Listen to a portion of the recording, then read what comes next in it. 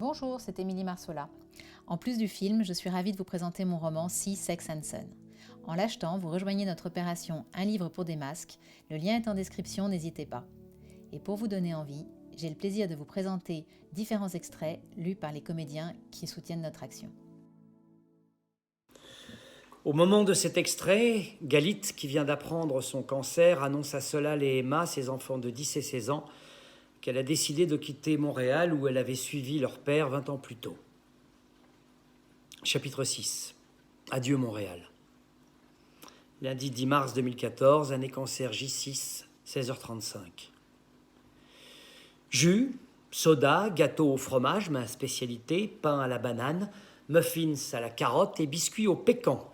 J'ai passé la journée à cuisiner mon stress au couteau, au fouet, au grill. Je ne sais pas où installer le sachet de croustilles et j'ai encore une plaque de biscuits au four. Cette table est décidément trop petite. Il faudrait la changer. Je dois revoir la disposition, enlever les boissons. Ce qu'ils préfèrent, les enfants, ce sont les sucreries, mais ça donne soif, alors je pourrais garder quand même une bouteille sortie et enlever les muffins. Mais c'est ce que Sol préfère. Le gâteau au fromage, dans ce cas. Ça évitera que Gérard continue à le goinfrer. Descends de là, Gérard. Et voilà, il a laissé ses empreintes de pâte au cheesecake partout. Un bruit sec qui me fait sursauter. La porte d'entrée. Sol et Emma viennent d'arriver, je n'ai pas entendu le bus. Waouh! Trop cool! Je peux prendre un muffin? Et puis du jus? Les yeux en paillettes, Sol n'attend pas ma réponse, il a déjà la bouche pleine et tend un muffin à sa sœur. Ils sont trop bons. Emma le prend, sans le porter à ses lèvres. Elle est livide. On fait quelque chose? Une odeur de cramé qui envahit la pièce. Je me précipite sur le four, trop tard. Le détecteur de fumée se met à hurler. Les cookies aux pistaches sont transformés en galettes de carbone. La pièce se sombre dans la brume. Je veux pas que tu meures. Solal se précipite dans mes bras en renversant le jus de canneberge qui s'écoule en nappe sur la table. Je veux bien aller à Paris et où tu veux, mais je veux pas que tu meures. Ça doit faire une demi-heure qu'ils sont rentrés. Suite à leur retour en fumée, j'avais éteint la sirène du détecteur, ouvert grand les fenêtres, jeté les cookies brûlés, bien balayé les miettes et essuyé l'intérieur du four. Et faute d'une autre urgence ménagère, je leur avais parlé. Non, Emma, on ne fait rien. C'est idiot ce buffet, ça crée une fausse promesse. C'était pour apporter de la douceur, du réconfort.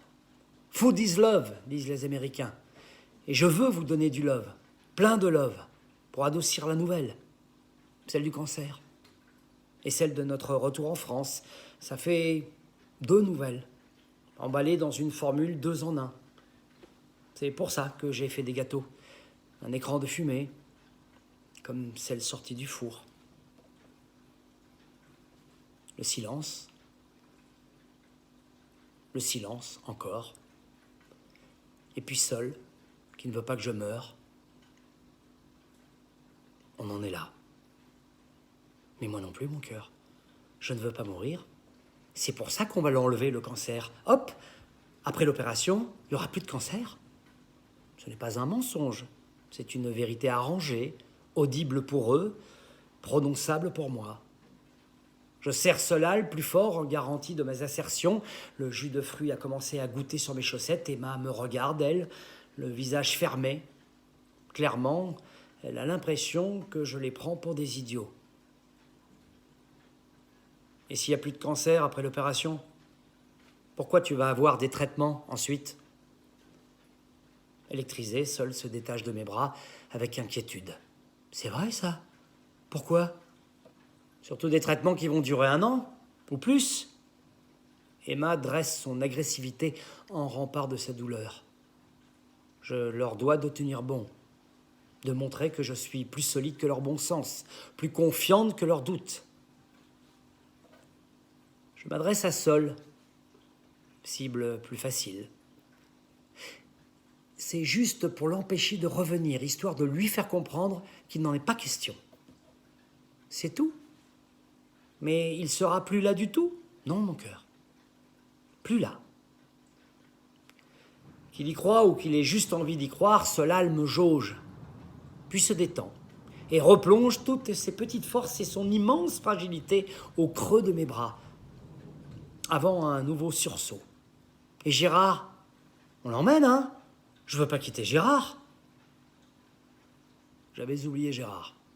Mais divorce, cancer, déménagement, les séparer de Gérard n'est pas une option. Bien sûr, mon cœur, qu'on emmène Gérard. Comme s'il avait compris, le chat vient ronronner contre sol, momentanément rassuré. Ça doit être cool, une vie de chat. Il embrasse la boule de poil comme s'il espérait être contaminé par sa tranquillité. Manger, dormir, ronronner et recommencer. Je connais ce sentiment. Envier la vacuité d'une vie exempte de toute secousse. C'est rarement bon signe. Oui, enfin, ça dépend, hein. Tu te vois te nourrir uniquement de croquettes? Faire une croix sur les muffins, les burgers, les Reese's, sans parler du hockey, du ciné, les copains et la PS4? L'argument de la console l'emporte. J'ai raison. Trop nul, une vie de chat. Pauvre Gérard. Emma, elle, bouillonne sur son fauteuil. Si elle avait des revolvers à la place des yeux, je n'aurais plus à lutter contre le cancer, je serais morte sur place. Les pieds dans le jus de canneberge et la tête dans le cheesecake.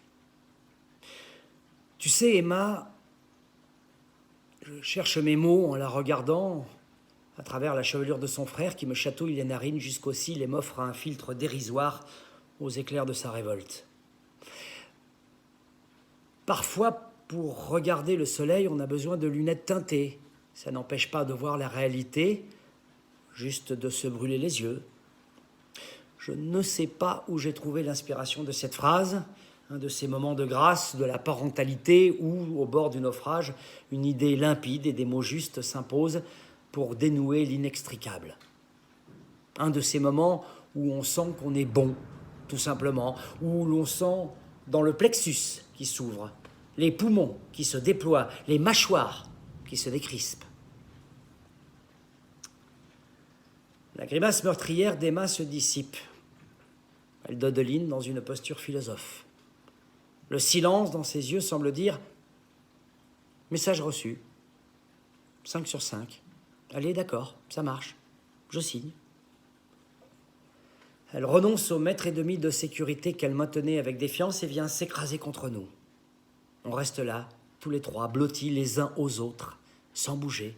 Tête, bras, bisous, queue de chat et amour en vrac. Sol se détache le premier, pris d'une nouvelle inquiétude. Il contemple mon buste avec une pudeur gênée. « Mais si on t'enlève le sein, tu vas faire comment pour les câlins? Enfin, tu vois ce que je veux dire, quoi. » J'ai usé mon quota d'éclairs de génie, dépassé par mes enfants et leurs questions incisives. Jamais ils ne me laissent de répit. Ma bouche s'ouvre et se referme en silence comme celle d'un poisson rouge paumé dans l'immensité confinée de son bocal. Mais miracle. Avec un clin d'œil confiant, Emma prend mon relais et son frère par les épaules. « T'inquiète, Microman, elle va rester super sexy. Même chauve, avec un seul sein. Maman, ça va être une bombasse. » Bon, une bombasse monoboob.